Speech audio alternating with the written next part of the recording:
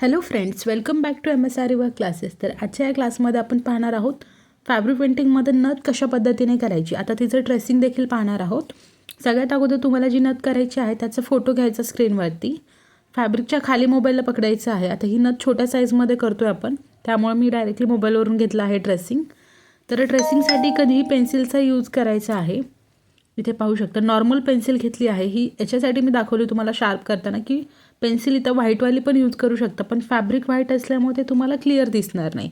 याच्यासाठी मी इथं normal पेन्सिलचा use केला आहे. नॉर्मल पेन्सिल ना, तर हे पूर्ण असे सर्कल जे आहेत किंवा आतमधला पॉईंट आहे, फक्त जो स्टोनचा आकार आहे ऑरेंज कलरमध्ये तो आपण मार्किंग करू. बाकीचे सर्कल आपण हाताने पण करू शकतो. असं याचं मार्किंग करून घ्यायचं आहे. मार्किंग करताना तुम्ही पाहू शकता व्यवस्थित घ्यायचं पेन्सिलनं शेप. आता मी हा रिंगमध्ये कपडा नव्हता अटॅच केला, कारण रिंगमध्ये मोबाईल बसत नव्हता. छोटी रिंग असल्यामुळे 6 इंचची रिंग होती, तर त्याच्यामध्ये कपडा नाही सेट होऊ शकत, मोबाईल बसू शकत नाही. त्यासाठी मी इथं अगोदर ट्रेसिंग करते आणि नंतर कपडा रिंगमध्ये फिक्स करायचा आहे.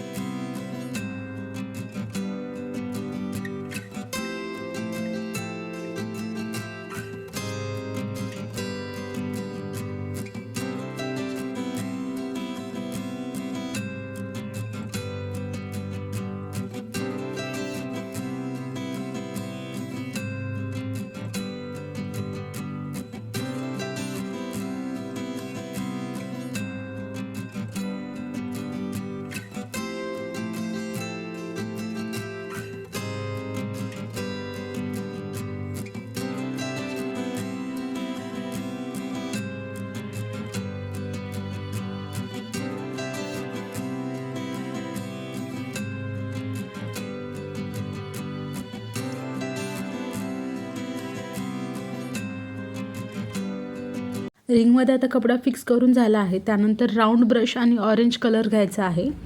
ऑरेंज कलर हा फक्त आपण आतमध्ये स्टोनला देत आहोत स्टार्टिंगमध्ये. तर पाहू शकता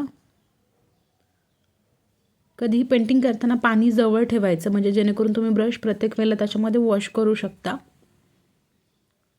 आता हा ऑरेंज कलर पूर्ण या ड्रॉप शेपमध्ये देऊन घ्यायचा आहे. आणि व्हिडिओ अजिबात स्किप करू नका, कारण व्हिडिओ पूर्ण पहा. पूर्ण व्हिडिओ पाहिला तर तुमचे काही क्वेश्चन असतील ते क्लिअर होतील. अगोदर तर बाहेरच्या साईडनं आउटलाईन करायची आणि नंतर आतमध्ये पूर्ण असा ऑरेंज कलर फिल करून घ्यायचा.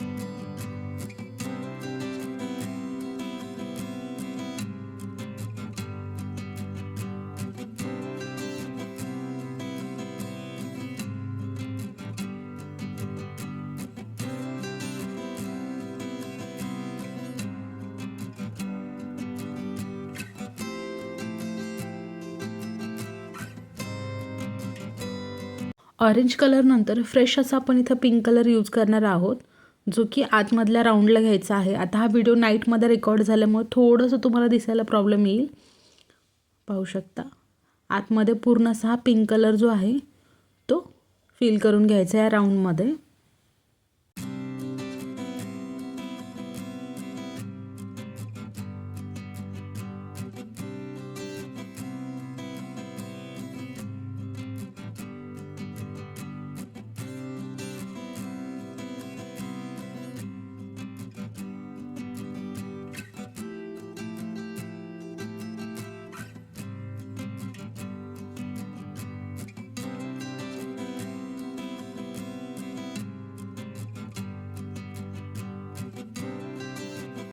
आता राऊंड झाला पिंक कलर, त्याच्यानंतर फ्रेश असा रेड कलर जो आहे आपण वरून घेतला आहे. पाहू शकता तुम्ही इथं जो सर्कल आहे हा हाफमध्ये आहे, सर्कल पूर्ण सर्कल नाही.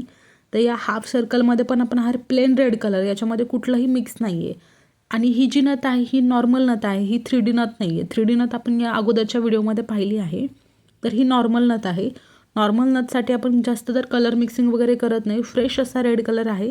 हा रेड कलर तुम्हाला अजून पुढे 2-3 ठिकाणी द्यायचा आहे, तर तुम्ही तो पाहून घ्या.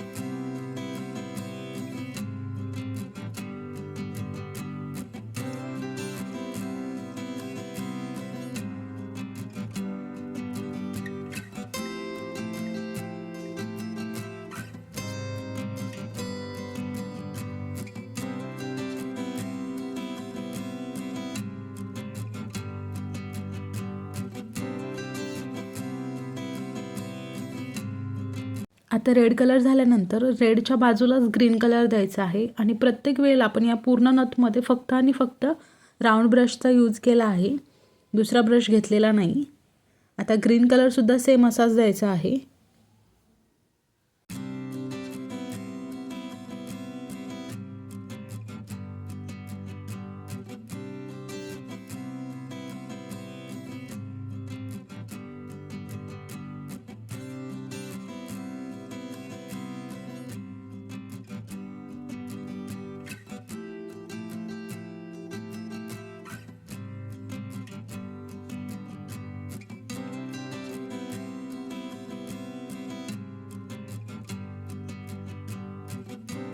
त्यानंतर आता झाले आपले डार्क शेड देऊन, त्यानंतर व्हाईट आणि येलो कलर घ्यायचा आहे.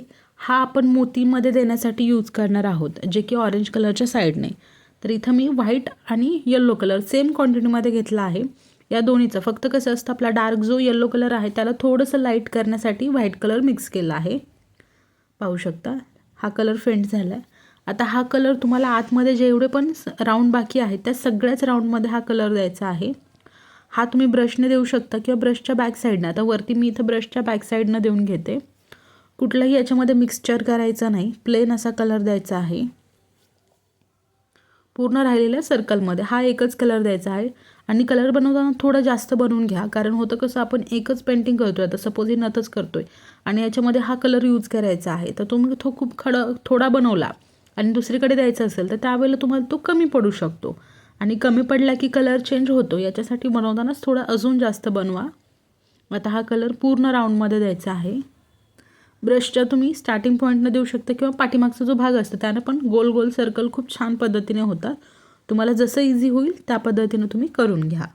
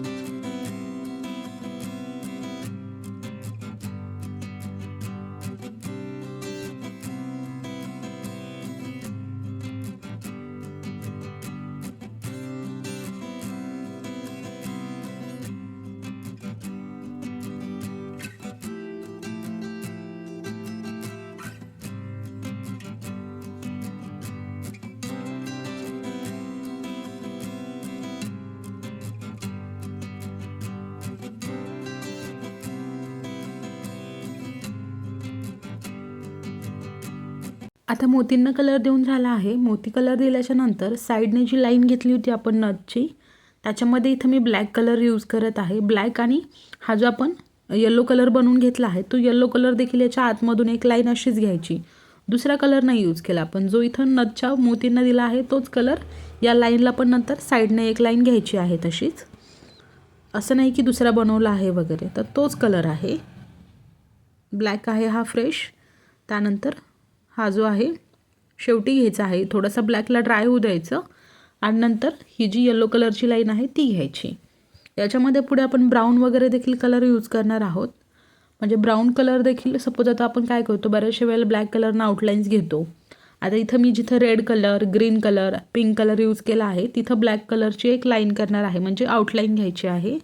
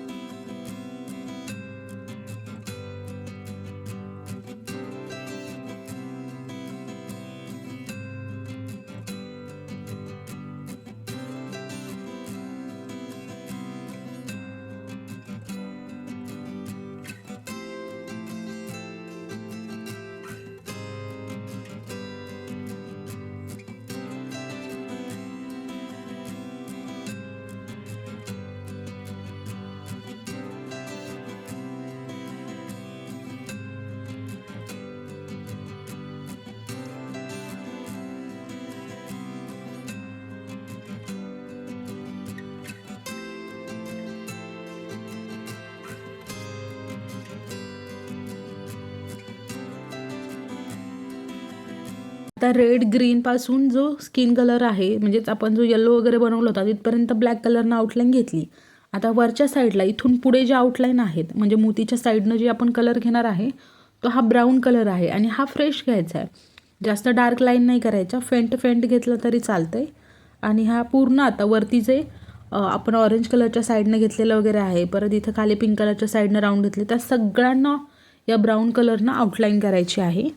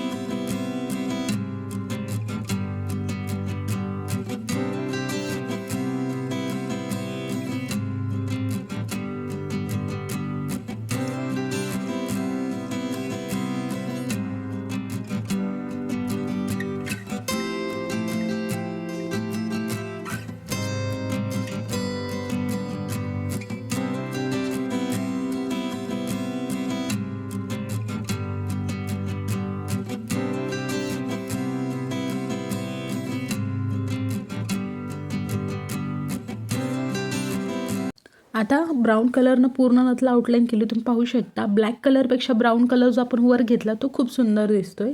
यानंतर आता हा जो ऑरेंज कलर होता तो देखील ड्राय झाला आहे. आता ऑरेंज कलरच्या साईडनं म्हणजे त्याच्याच बाजूने गोल्डन कलरची देखील एक आउटलाईन घ्यायची, म्हणजे एक फक्त लाईन घ्यायची आहे. खूप जास्त ब्रॉड वगैरे नाही घ्यायची, छोटीच लाईन घ्यायची.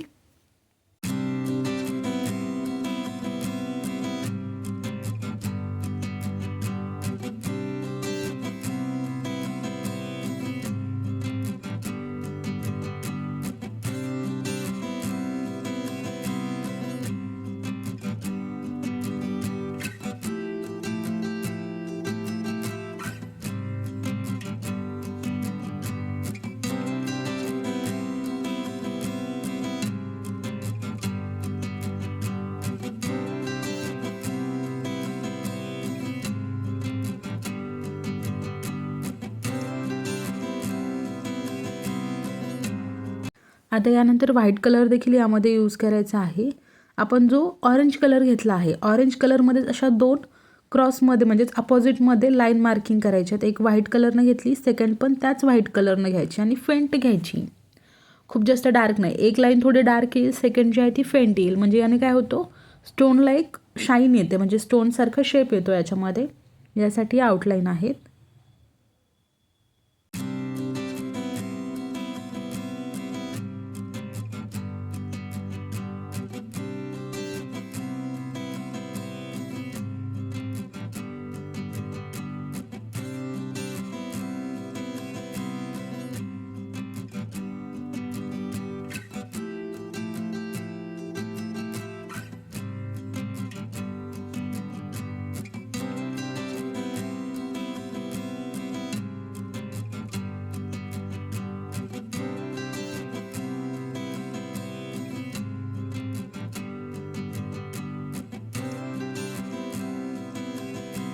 आता आउटलाईन झाल्या करून त्याच्यानंतर जो आपण व्हाईट आणि येलो कलर मिक्स केला होता तो शिल्लक आहे, तर तोच कलर आपण आता इथे यूज करणार आहोत. ब्लॅक कलरची जी आउटलाईन घेतली तिथंच. आता जरी तुमचा कलर, माझा कलर थोडासा घट्ट झाला आहे, तर याच्यामध्ये मी थोडंसं मीडियम यूज केलं आहे. पहा, कलर थोडा जास्तच घट्ट झाला होता, तर त्याच्यामध्ये त्याचा घट्टपणा कमी करण्यासाठी याच्यामध्ये मी मीडियम यूज केला आहे. मीडियम यूज केल्यानंतर व्यवस्थित कलर मिक्स करायचा आणि नंतर अप्लाय करायचा. आता हा अप्लाय करताना जिथं ब्लॅक कलरची लाईन घेतली होती त्या ब्लॅक कलरच्या लाईनच्या आतमधल्या साईडनं किंवा बाहेरच्या साईडनं घ्यायची आहे आणि छोटी लाईन घ्यायची, खूप जास्त ब्रॉड घ्यायची नाही.